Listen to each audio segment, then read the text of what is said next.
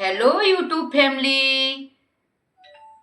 आपको आज मैं जब राम लक्ष्मण और सीता जी वन को गए थे 14 वर्ष के वनवास के लिए, तो वहां पर दंडक वन में पंचवटी में उनने विश्राम किया था। तो सुपर्णखा नाम की राक्षसनी उनके पास भेष बदल कर एक सुंदर सी राजकुमारी बनकर उनके पास आई और श्री रामचंद्र जी से कहने लगी, रामचंद्र जी से बोली कि मुझसे शादी कर लो। तो रामचंद्र भगवान बोले कि मैं तो शादीशुदा हूँ, मेरी शादी हो चुकी है, आप ऐसा करो लक्ष्मण जी के पास जाओ। तो फिर लक्ष्मण जी के पास गई, लक्ष्मण जी से बोली आप मुझसे शादी कर लो। तो लक्ष्मण जी भी बोले कि मेरे तो भाई हैं बड़े रामचंद्र जी, तो पहले उनकी शादी होगी उसके बाद मेरी शादी होगी, तो आप उनके पास जाओ। तो फिर वो रामचंद्र जी के पास गई। ऐसे ही कभी रामचंद्र जी के पास और कभी लक्ष्मण जी के पास, कभी रामचंद्र जी के पास और कभी लक्ष्मण जी के पास, बार बार पे जाती जाती उसको गुस्सा आया, तो उसने राक्षसनी का रूप ले लिया। तो फिर लक्ष्मण जी ने उसके नाक और कान दोनों काट दिए, नाक भी काट दी और कान भी काट दिए। तो फिर शूर्पणखा दौड़ती दौड़ती रोती बिलखती हुई अपने भाई रावण के पास पहुंची। रावण के पास पहुंच के क्या कहने लगी, आप देखना, मैं आपको एक दोहे के रूप में सुना रही हूं, आप ध्यान लगा के सुनना।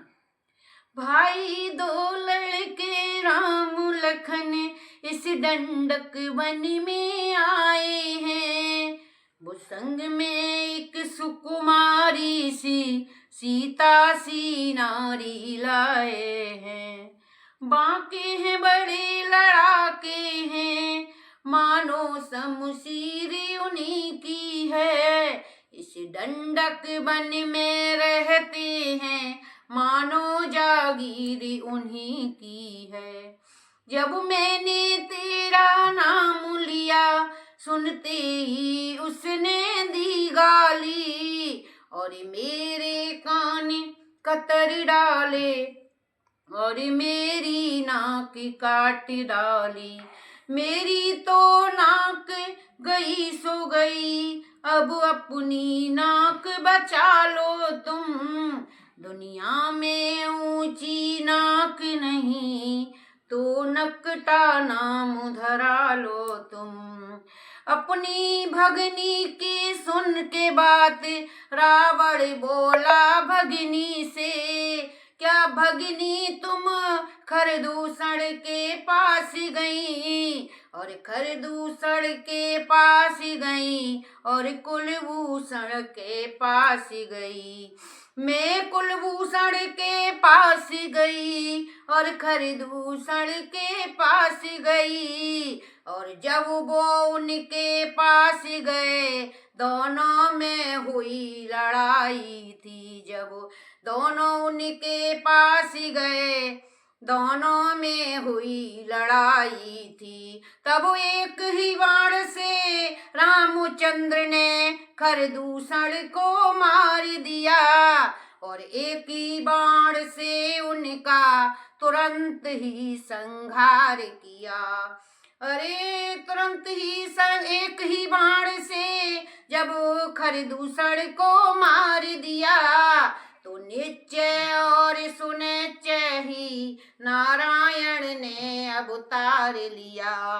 तो निश्चय और सुनिश्चय ही नारायण ने अवतार लिया। यदि नारायण अवतारे हैं तो बैर का नाता जोड़ूंगा, अगर नारायण अवतारे हैं तो बैर का नाता जोड़ूंगा। भगिनी की नाक के बदले में उनकी नारी को हर लूंगा, भगिनी की नाक के बदले में उनकी नारी को हर लूंगा। आपको गाना कैसा लगा है? मैंने आपको एक सुंदर सी जानकारी दी है, एक अपने दादी नानी के जमाने का आपको एक सुंदर सा दोहा सुनाया है अपनी आवाज में। तो आप देखना आपको कैसा लगता है, अगर आपको अच्छा लगता है तो आप बताना। तो मैंने एक थोड़ी सी छोटी सी कोशिश की है, आप अपन देखना मेरी कोशिश में अगर कोई कमी हो तो आप लोग बताना। मैंने बहुत मेहनत से बनाया है, आप प्लीज मेरे इस दोहे को, इस जानकारी को, इस कथा को ज़्यादा से ज़्यादा लाइक करें, कमेंट करें, शेयर करें। धन्यवाद।